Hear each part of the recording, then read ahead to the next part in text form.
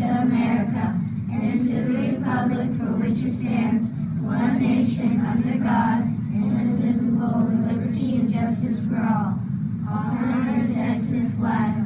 I pledge allegiance to thee, Texas, one state, under God, one indivisible.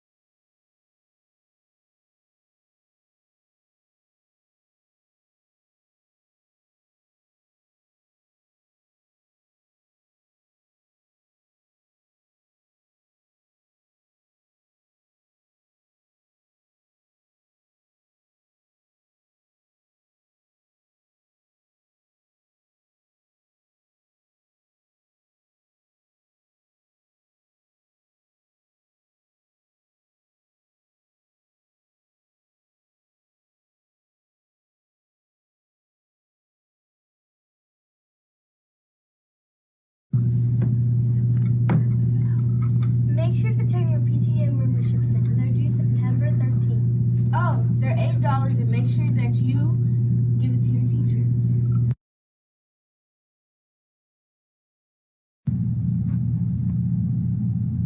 Hello, ladies and gentlemen. Today we have two very special guests. My name's Mia, her name's Jamie, and her name's Layla.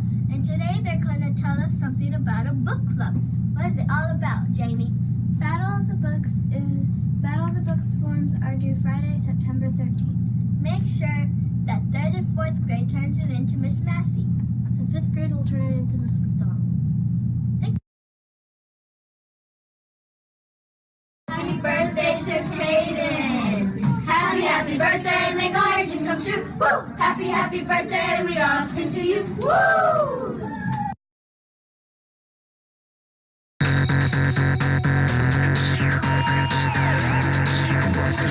Y'all ready to do your jamming minutes? Yeah! Let's go.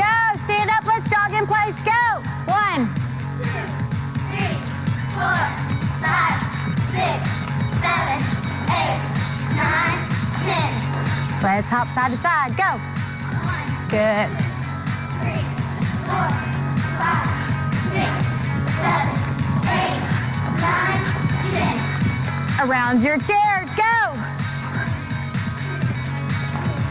5, 6, 7, 8, 9, 10. Hands up and let's go. Alternate legs. Ready to go. 1, 2, 3, 4, 5, 6, 7, 8, 9, 10. Hands on your shoulders. Ready and twist. 1, 2, 3, 4, 5, 6, 7, 8, 9, 10.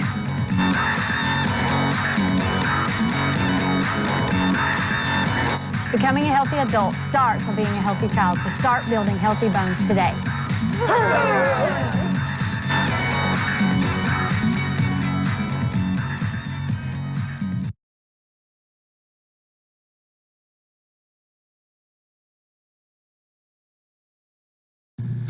Good morning, Kimball. We're back to the wild robot, and I wanted to go back to this page here. Wasn't this a great example of flexible thinking? Because she was having a hard time getting up those rocks, and then she watched the crab and changed the way that she approached her obstacle, and she was able to get up the rocks. I loved that. Chapter 7, The Wilderness. Animal sounds filled the forest. chirps and wing beats and rustlings in the underbrush. And then, from the sea cliffs, there came new sounds. Heavy, crunching footsteps. The forest animals fell silent. And from their hiding places, they watched as a sparkling monster stomped past. But the forest was not a comfortable place for Roz. Jagged rocks and fallen trees and tangled underbrush made it difficult for her to walk. She stumbled along, struggling to keep her balance, until her foot snagged and she toppled over like a piece of timber.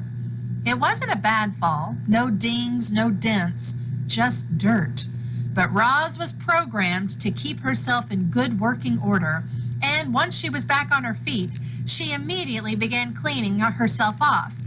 Her hands darted around her body, quickly brushing and picking off every speck of dirt. Only when the robot was sparkling again did she continue through the forest. Roz stumbled on until she found a patch of ground that was flat and open and carpeted with pine needles. It seemed like a safe place, and safety was all the robot really wanted. So she stood there, motionless. All perfect lines and angles were set against the irregular shapes of the wilderness.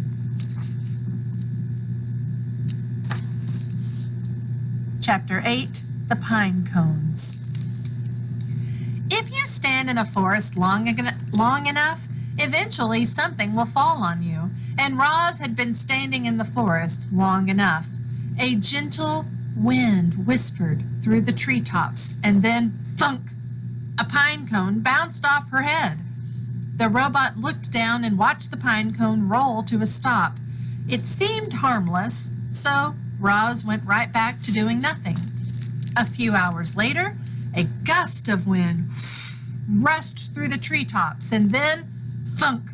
The robot looked down as another pine cone rolled away. And then, a few hours after that, a howling wind tore through the treetops. It bent trunks and shook branches, and then, thunk, thunk, thunk, pine cones began raining down. Thunk, thunk. Roz felt something like annoyance.